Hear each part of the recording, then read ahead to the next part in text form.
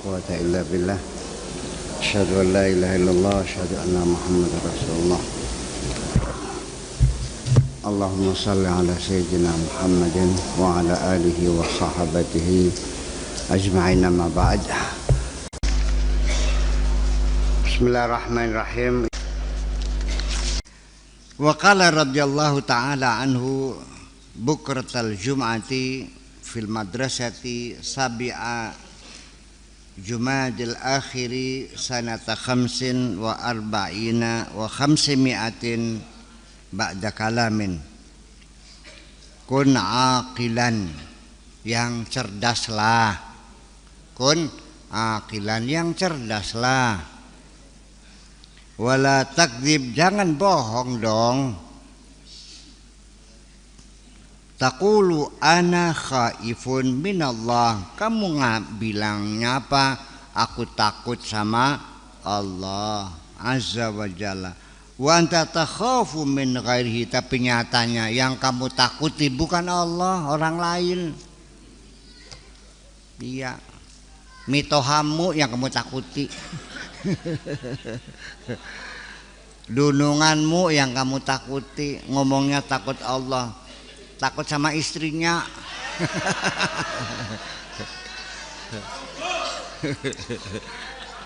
Ya itu. Ya, jangan bohong ya. Ya, gitu. Wala takhaf jinniyan, jangan takut sama jin. Ngapain? Wala insiyan, jangan takut sama manusia. Ngapain? Wala malakan, jangan takut sama malaikat. Ngapain takut malaikat? Wala takhaf syai'an, jangan takut apapun. Minal hayawanat, binatang-binatang, an-natiqo, yang bisa ngomong, wasamitra, dan binatang yang enggak bisa ngomong. Enggak usah takut. La takhaf min azabid dunya, jangan takut siksa dunia, jangan takut sengsara, jangan takut melarat, jangan takut kere. Wala takhaf min azabil akhirah, enggak usah takut siksaan hari akhirat, takut neraka, takut jahanam, takut sar, enggak usah. Ngapain takut neraka? Gitu. Wa inna ma takhafu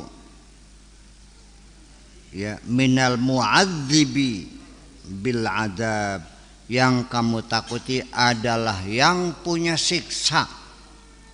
Siapa namanya? Allah subhanahu wa ta'ala.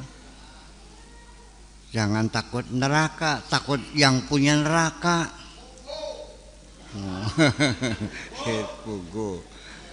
Al-aqilu la yakhafu laumata laimin. Orang yang berakal sehat itu, orang yang cerdas itu tidak pernah takut omelan orang, tidak takut komen-komen.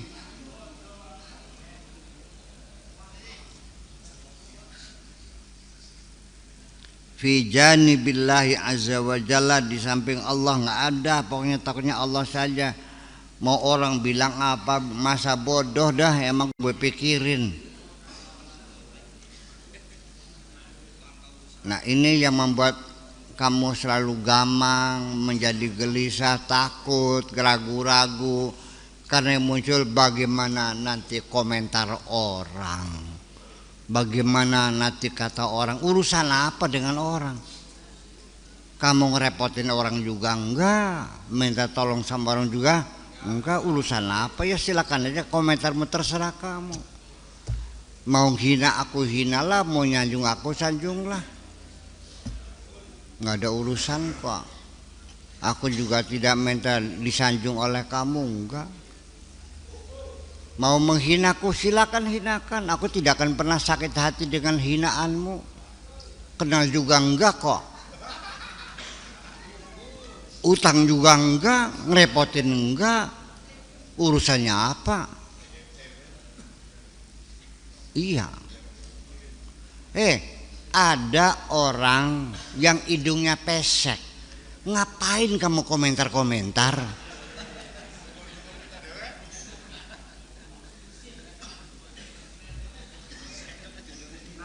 Ada orang jalannya pincang, ngapain komentar? Iya.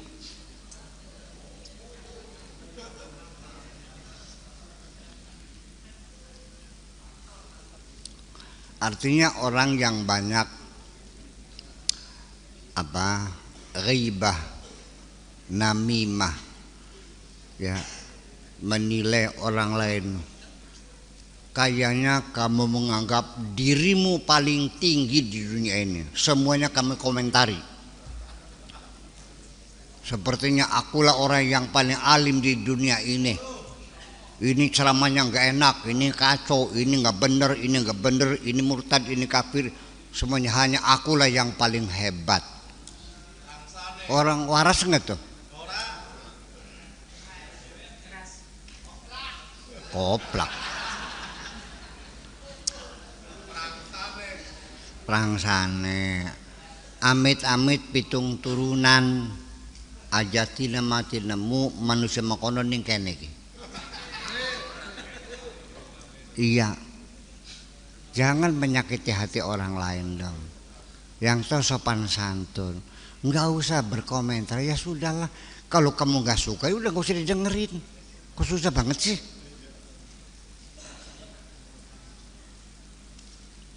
Apalagi kamu menegur orang, jangan pernah menggurui orang lain. Kalau cara seperti itu, pasti orangnya, mungkin kamu maksudnya baik, ingin menegur orang, mungkin kamunya sayang, mungkin kamunya simpatik, ingin memberikan saran, tetapi dengan cara yang tidak benar pasti tersinggung. Betul nggak? Saya juga kan dulu pernah, saya idealis gitu, seperti saya berkewajiban menegur orang. Dulu pernah, punten pernah saya juga begitu tuh. Dulu juga kelakuan saya begitu juga dulu tuh. Tetapi setelah berulang-ulang saya akhirnya nambah musuh. Ini ngapain begini nih? Setiap hari bikin musuh, ngapain? Sekarang sudah bergeser bahwa ke depan saya tidak akan pernah mencari musuh. Saya mencari teman sebanyak-banyaknya. Iya. Iya. Ngapain cari musuh? Ya udahlah. Yang saya dulu juga menegur tidak kasar, enggak. Punten Pak Haji, permisi, iya gimana? Boleh enggak saya usul? Iya enggak apa-apa, silakan. Aduh, sopan banget. Begitu ceplok mencilak mata neke. Apalagi kalau saya menegur orang secara kasar. Betul nggak? Saya ada imam baca Fatihahnya kurang tepat. Iyyaka na'budu wa iyyaka nasta'in ihdinas siratal mustaqim. Nasta'in nih. Ada nggak fil mudhari majrur? Nggak ada kan? Jadi sebetulnya apa? Nasta'in nuh. Saya sudah bilang, saya sanjung dulu.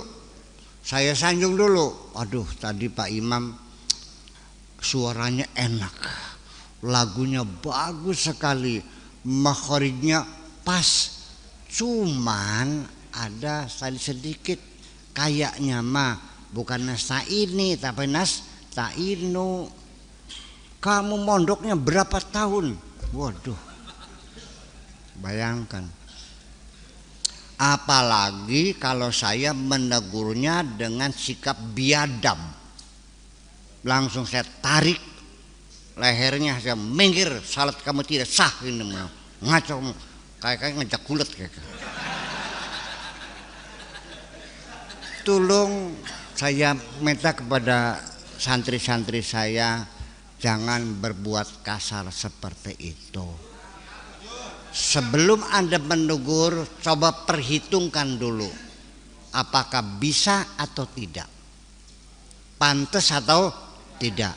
Lebih baik Anda jangan cari musuh. Itu. Jadi sudah biarkan saja. Daripada kamu cari musuh ngapain? Qulil haqqa walau kana murran, nggak paham artinya itu tuh. Iya, katakanlah kebenaran sekalipun pahit. Itu kalau menyangkut kepentingan umum yang lebih besar, yang nantinya kesalahan keputusan itu menyebabkan kemiskinan masyarakat luas, menyebabkan penderitaan yang luar biasa. Di situ baru namanya perjuangan. Itu sekalipun pahit kita katakan, kalau masuk penjara gitu umpamanya. Ini hanya urusan talqin, kok ribut banget sih. Memangnya kalau talqin negara tumbang? Enggak kan? Udah gitu aja. Silakan aja gitu. Jadi artinya kita jujur aja lah sekarang, jujur saja. Jangan kasar, ya, tegur yang baik, minta punten dulu, permisi dulu, kalau perlu cobalah sanjunglah orang itu supaya jangan terlalu tersinggung. Dan menegur orang jangan di hadapan orang banyak, sakit hatinya, betul nggak?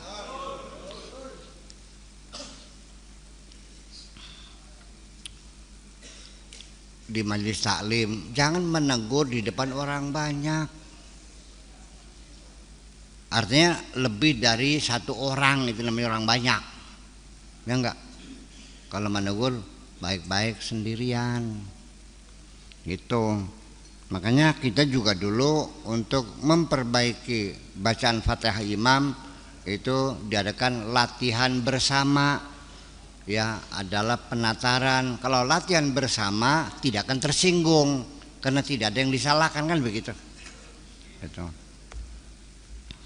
Ya, jadi artinya maksud sini jangan takut omelan orang, jangan takut omelan orang. Silakan Anda lakukan yang sifatnya itu privasi Anda, ya kan gitu.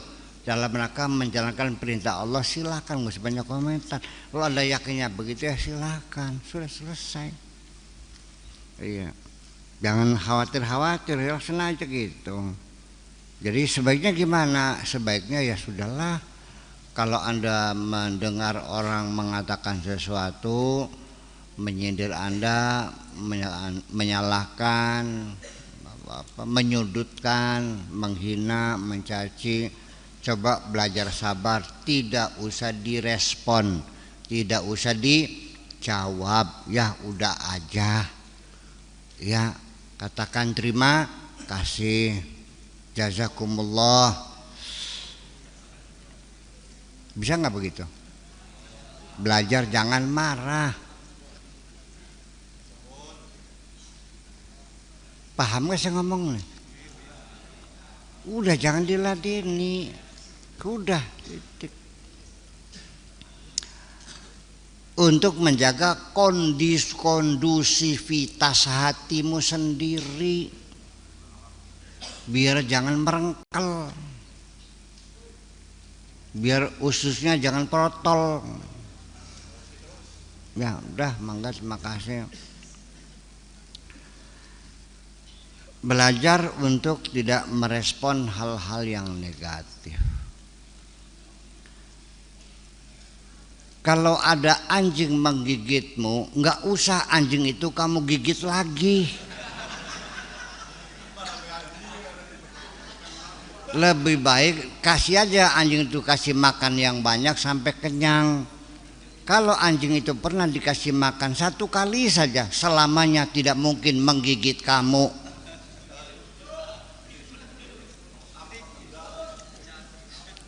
Iya, itu aja persoalannya. Jadi keterbukaan hatimu bahwa setiap ada orang menegur kamu, katakan terima kasih. Barangkali orang itu punya niat baik, ya kan gitu. Matur nuhun. Kalau orang itu menyalahkan kamu, katakan juga terima kasih. Barangkali kamu lagi dikasih tahu oleh Allah akan kesalahanmu melalui orang yang melihatnya. Karena kamu yang nggak sadar-sadar, ditegur nggak nurut, akhirnya ditegur sama manusia. Siapa yang nyuruh? Allah juga. Katakan ya Allah, terima kasih aku ditegur melalui hambamu. Enak gak gitu?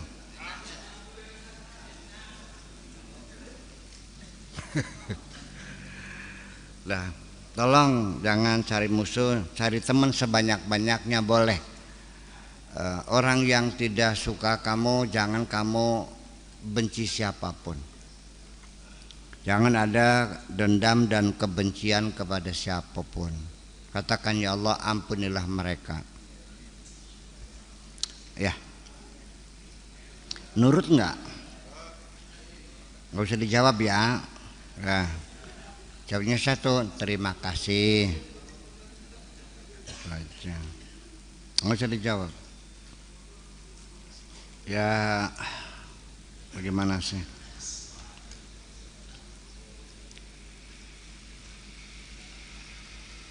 Al-aqilu la yakhafu laumata laimin fi janibillahi azza wa jalla wa huwa asammu an kalami ghairillah azza wa jalla.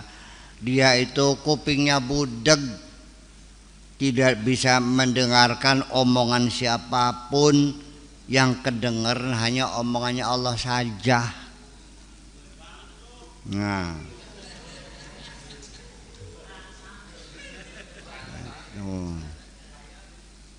dengar nggak? Nggak dengar. Tahu nggak? Nggak tahu. Paham nggak? Nggak paham. Jadi gimana? Ya nggak tahu. Dipukul nggak tuh? Ditonjok nggak? Enggak dong, masih belum kata salah. Memang harus tahu, enggak begitu aja.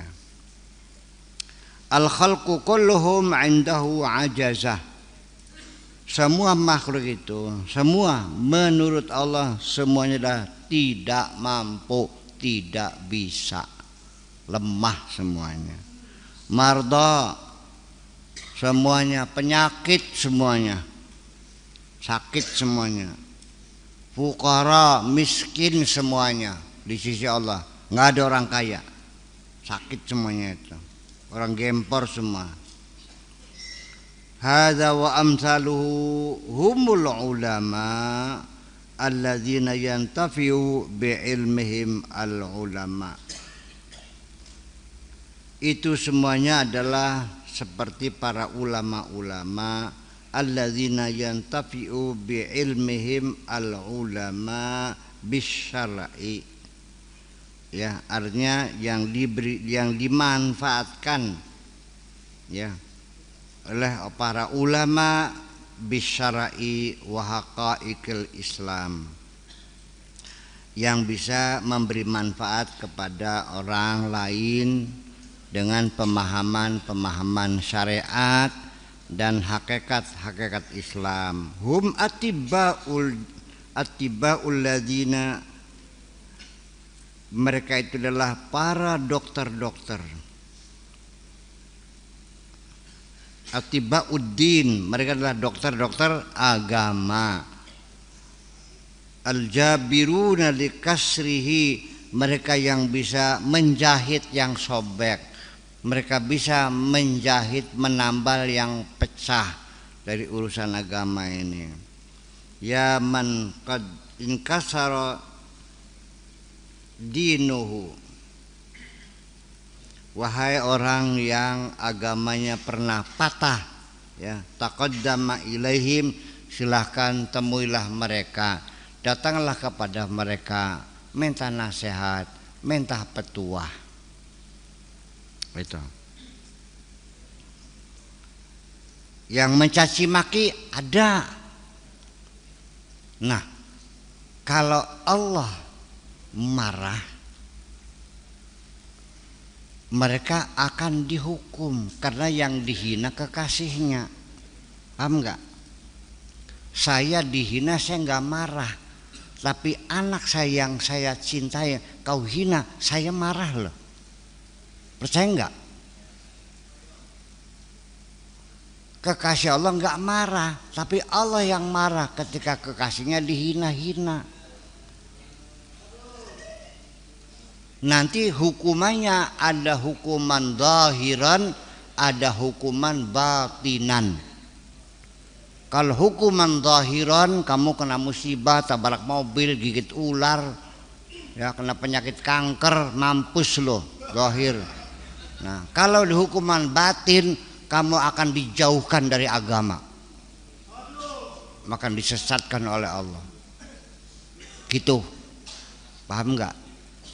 Jadi cobalah belajar sekarang, sudah husnuzon saja, jangan merendahkan siapapun, jangan pernah menduga ini orang nggak bener, ini orang jangan ngapain. Sudah husnuzon sajalah. Apalagi orang itu tidak pernah berbuat jahat kepada kamu, ngapain?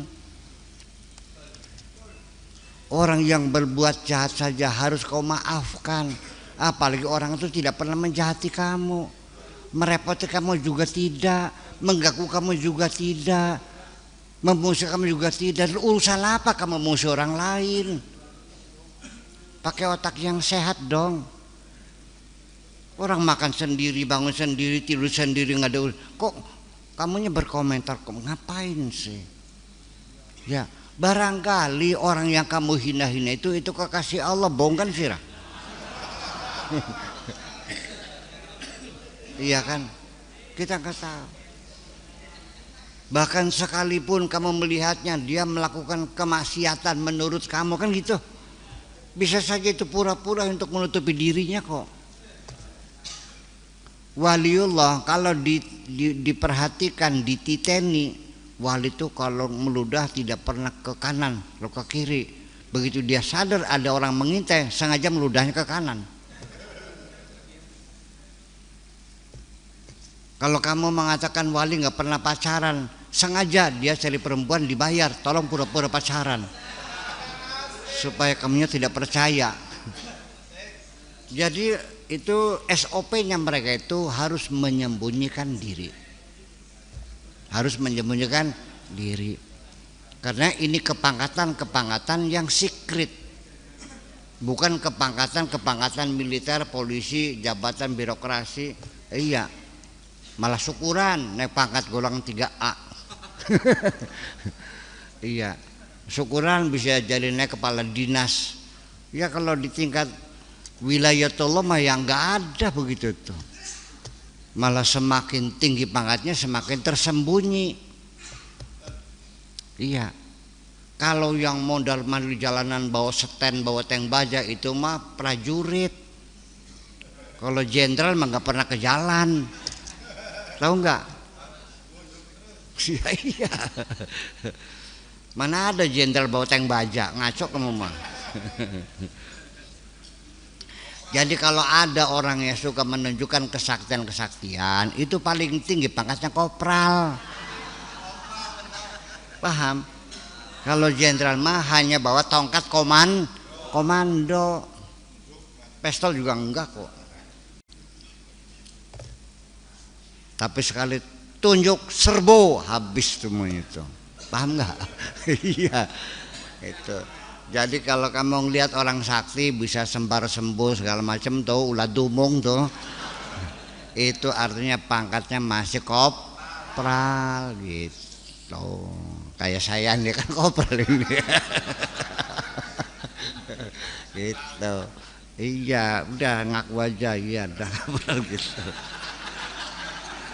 Nyong iya aja. Ya kopral itu udah selesai. Alhamdulillah. Ya, itu.